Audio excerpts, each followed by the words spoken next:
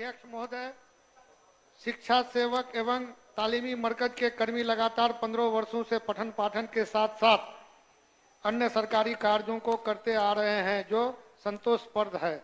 मैं इन्हें राज्यकर्मी का दर्जा संबंधित विद्यालयों में समायोजित कर अनुकंपा एवं अन्य सरकारी लाभ देते हुए सम्मानजनक वेतन देने की मांग करता हूं। कुमार जायसवाल। अध्यक्ष महोदय, राज्य में स्वास्थ्य केंद्रों पर एवं सुदूरवर्ती ग्रामीण क्षेत्रों में बेहतर स्वास्थ्य सेवा उपलब्ध कराने में आशा एवं ममता की बड़ी भूमिका है। आशा को मात्र मासिक 1000 रुपया प्रोत्साहन राशि तथा ममता को प्रति प्रसव 300 रुपया दिया जाता है। मैं राज्य सरकार से राज्य में कार्यरत आशा को प्रोत्साहन राशि की जगह मासिक मानदेय 5000 रुपया तथा ममता को प्रसव राशि की जगह मानदेय 3000 रुपया करने की मांग करता हूँ। श्रीमती मुरारी मोहन झा।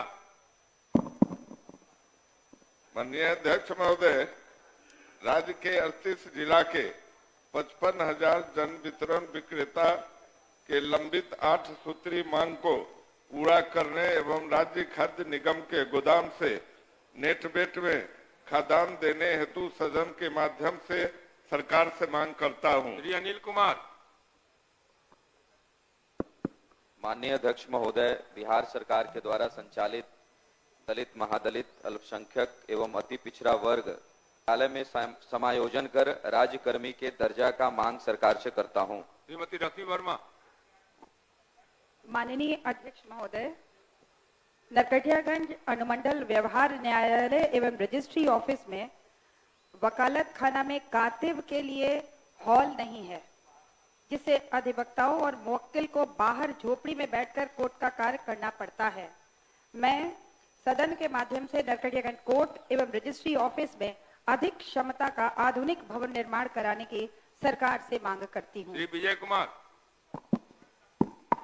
माननीय अध्यक्ष महोदय, वर्ष 2017 में राज्य के सभी जिलों में बाल संरक्षण इकाई, बाल गृह तथा बालिका गृहों में प्रोबेशन अधिकारी, सामाजिक कार्यकर्ता, परामर्शी, हाउस फादर इत्यादि पदों पर नियुक्ति हुई है, जिन्हें न्यूनतम मजदूरी से भी कम वेतन मिलता है।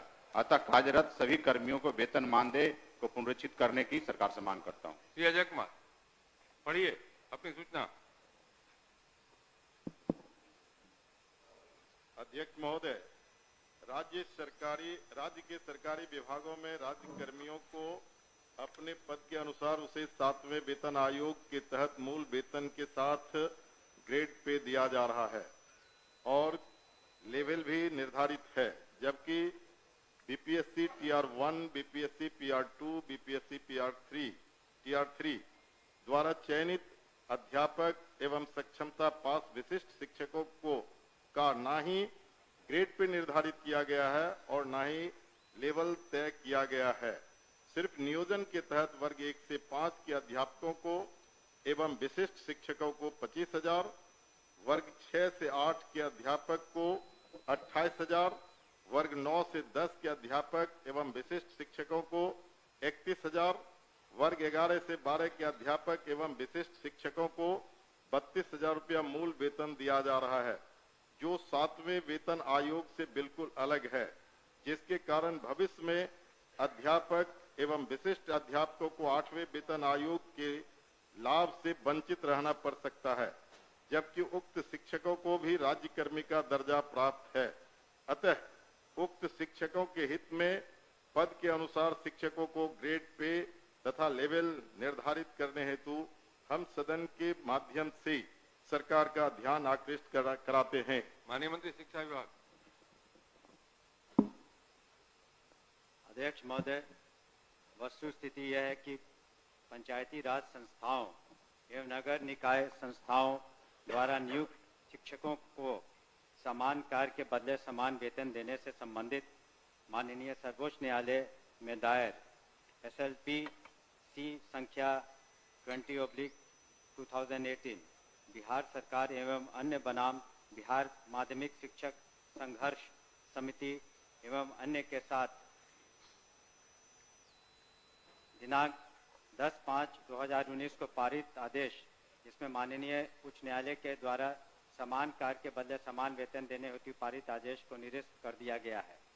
राज्य सरकार पंचायती राज संस्थाओं एवं नगर निकाय संस्थाओं द्वारा नियुक्त शिक्षकों को बेहतर वेतन एवं सेवा शर्त हेतु कृत संकल्पित रही है।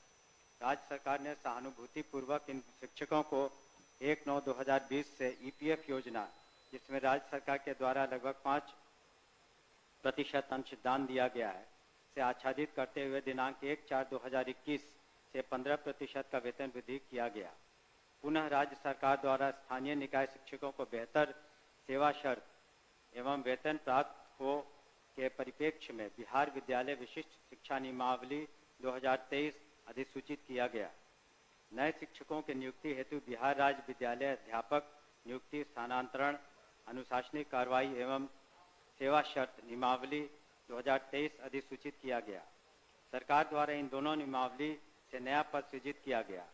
यह पद 7वें वेतन आयोग लागू होने के बाद सृजित किए गए हैं, इसलिए यह पद 7वें वेतन आयोग द्वारा निर्धारित पदों में सम्मिलित नहीं है। सरकार बीपीएससी का एग्जामिनेशन लेकर के सरकार ने घोषणा किया कि वो राज्यकर्मी होंगे। दूसरी बात की सरकार ने ही घोषणा किया कि सक्षमता परीक्षा पास जो कर जाएंगे शिक्षक वो राज्यकर्मी होंगे।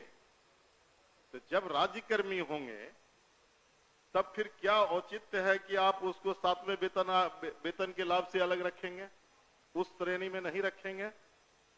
क्यों उसको राज्यकर्मी का दर्जा देते हुए और राज्यकर्मी की घोषणा करते हुए उस लाभ से सरकार क्यों वंचित रखना चाहती है, ये मैं जानना चाहता हूं।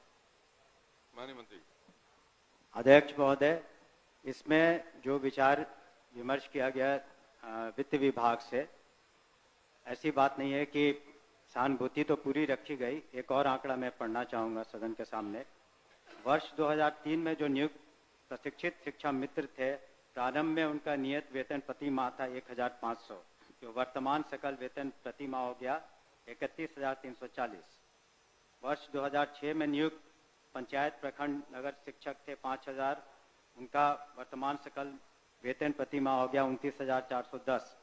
वर्ष 2010 में नियुक्त पंचायत प्रखंड नगर शिक्षक 7000 था वेतनमान, तो उनका हो गया आज के दिन में 29,410।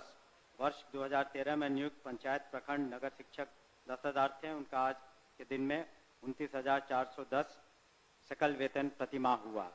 ये वित्त विभाग की सोच थी कि इनका 7वें वेतन आयोग से आच्छादित नहीं होंगे और इनके लिए अलग से उन्होंने एक पे मैट्रिक्स बनाई। अध्यक्ष महोदय, वर्ष 2023 में नियोजित शिक्षकों को महागठबंधन की सरकार में राज्यकर्मी का दर्जा दिया गया था। महोदय, और ध्यान आकर्षण भी है। जो शिक्षकों के हित में उनके पद के अनुसार ग्रेड पे और उनका लेवल जो तय करना है वो सरकार कब तक देने का विचार रखती है? यदि देने का विचार रखती है तो कब तक, नहीं तो क्यों? एक ही बात हो रही है। आपके माध्यम से मैं शॉर्ट में 2 पूरक पूछना चाहता हूं। क्या सरकार को ग्रेड पे निर्धारण करने में आर्थिक बोझ आ रही है? और यदि ये आर्थिक बोझ आ रही है तो सरकार बतावे कि कितने की आर्थिक बोझ आ रही है, तब जो है वो इनको करने में क्या कठिनाई आ रही है आर्थिक बोझ आने में? ये मेरा सवाल है। बैठिए, और कोई पूछने वाले नहीं ना है? चलिए आप बताइए। महोदय, ये तो जब ऐसे मामले वित्त विभाग में जाते हैं तो नीति निर्धारण और सारी समीक्षा वित्त विभाग करती है, तो वित्त विभाग का निर्णय सभी को मान्य होता है और इस पर क्या आंतरिक जो वित्तीय बोझ रहेगा सभी चीज़ों का कैलकुलेशन उन्होंने किया होगा, तभी इस तरह का उन्होंने इस निर्णय पर पहुंचे जिसके बारे में हमने सदन को अवगत किया है। अध्यक्ष मुकेश कुमार यादव। अध्यक्ष महोदय, बिहार राज्य में आंगनबाड़ी सेविका को 7,000 रुपये तथा सहायिका को 4,000 रुपये दिया जाता है, जो दैनिक मजदूरी से भी कम है। अस्तु सेविका को 20,000 रुपया एवं सहायिका को 15,000 रुपया प्रति माह तथा सरकारी कर्मी की दर्जा। महोदय, पूरे बिहार के सभी पंचायतों में कार्यरत ग्राम कचहरी सचिव पूरी निष्ठा से अपने कर्तव्यों का निर्वहन करते हैं, लेकिन मानदेय मात्र 6,000 रुपये है। बढ़ती महंगाई के कारण उनकी स्थिति काफी दयनीय है, इसलिए उनका मानदेय बढ़ाकर कम से कम 30,000 रुपये करने का मांग करता हूं। श्री संदीप सौरभ। माननीय अध्यक्ष महोदय, पटना विश्वविद्यालय छात्र संघ चुनाव 2024-25 के लिए मतदान तिथि 29 मार्च निर्धारित की गई है, जबकि 28 मार्च को अलविदा जुमा और 31 मार्च को ईद है। इससे मुस्लिम छात्र अपने घर चले जाएंगे और चुनावी प्रक्रिया से वंचित रहेंगे। चुनाव तिथि को तत्काल आगे बढ़ाने की मांग सरकार से करता हूं। श्री अजीत कुमार सिंह।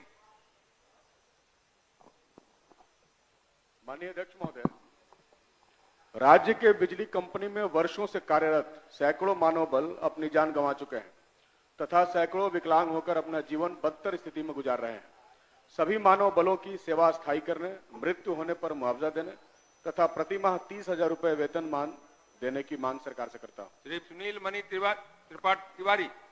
अध्यक्ष महोदय, राज्य के आंगनबाड़ी केंद्रों पर कार्यरत सेविका एवं सहायिका का सरकारी छोटे बड़े कार्यों में महत्वपूर्ण भूमिका है, परंतु उनका मानदेय काफी कम है।